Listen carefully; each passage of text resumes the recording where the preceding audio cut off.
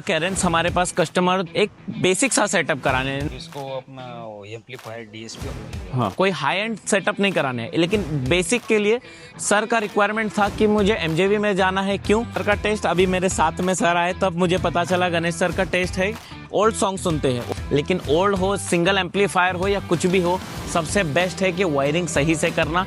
कुछ एक भी वायरिंग कुछ नहीं दिखेगा आपका, पूरा साइड से आएगा मेरा wiring. Welcome to MJV audio, Vashi, Navi Mumbai.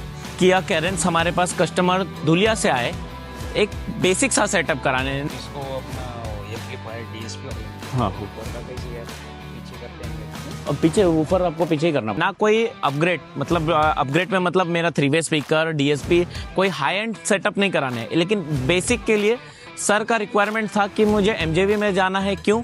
मुझे ओल्ड सॉन्ग सुनता हूँ। सर का टेस्ट अभी मेरे साथ में सर आए तब मुझे पता चला गणेश सर का टेस्ट है ओल्ड सॉन्ग सुनते हैं, और एक एक चीज़ का साउंड मैं सुनता हूँ, बारीकी से सुनता हूँ, मिड बेस मुझे मैच चाहिए। सर को मैंने डेमो भी सुबह दिया था, इसके लिए यही तरीका है। वैसा लगे आपको रियल सामने फील हो रहा है, वो वैसा ही लगेगा। मुझे वही था कि मुझे मैच करके चाहिए, मुझे ये फील ना हो कि मुझे कोई भी चीज़ का लाउडनेस ज़्यादा हो रहा है, मिड हाइज बेस का।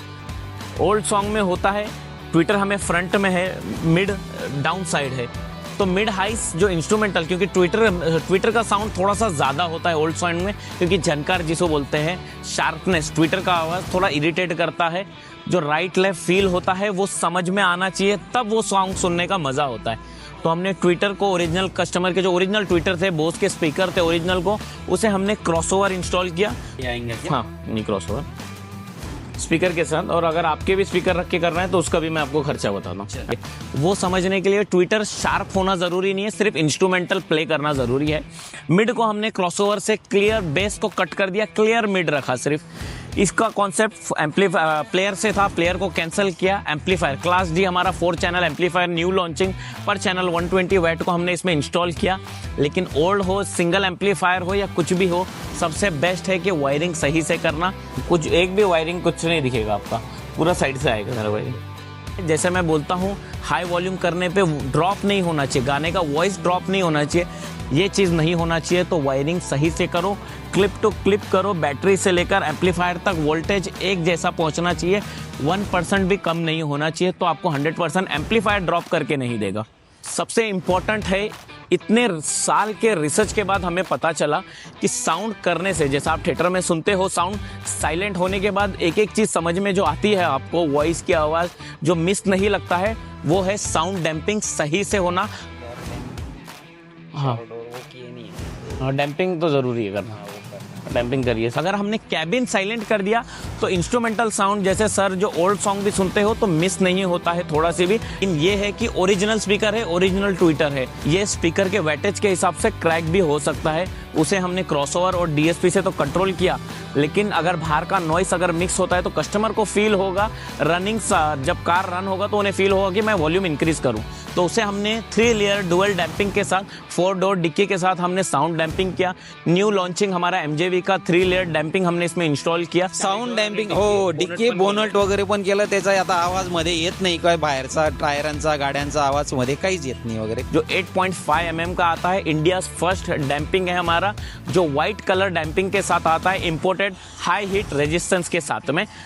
चाहे वो बेसिक सा सेटअप ही क्यों ना हो, सबसे इंपॉर्टेंट है, मैं स्टार्ट ही कस्टमर से यहाँ से करता हूँ कि आप डीएसपी कैसे चॉइस करते हो। डीएसपी, ये भी एक डीएसपी है, मैनुअल है, और ये होम थिएटर इफेक्ट के लिए, जो आप बोल रहे हैं ना सेंटर स्पीकर सराउंड इफेक्ट आपको होना चाहिए, तो उसके लिए मैं कस्टमर को जब डेमो सुनाता हूँ तो ये भी चीज़ कंफर्म करता हूँ कि आप क्या इंस्ट्रूमेंटल सुनते हो, कितना लाउड तक लेकर जाते हो, लो वॉल्यूम पे कैसे सुनते हो, ये सब डेमो के बाद हमें समझ में आता है। तब इसके बाद कस्टमाइज होकर कस्टमर के हिसाब से प्रोडक्ट और सेटअप रेडी होता है। ओरिजिनल प्लेयर में ही हमने मैनुअल डीएसपी इंस्टॉल किया, जो सराउंड इफेक्ट भी प्ले करेगा, राइट लेफ्ट हमारा डिवाइड होगा, सब वूफर डिवाइड होगा, वो प्रॉपरली समझ में आएगा उनको।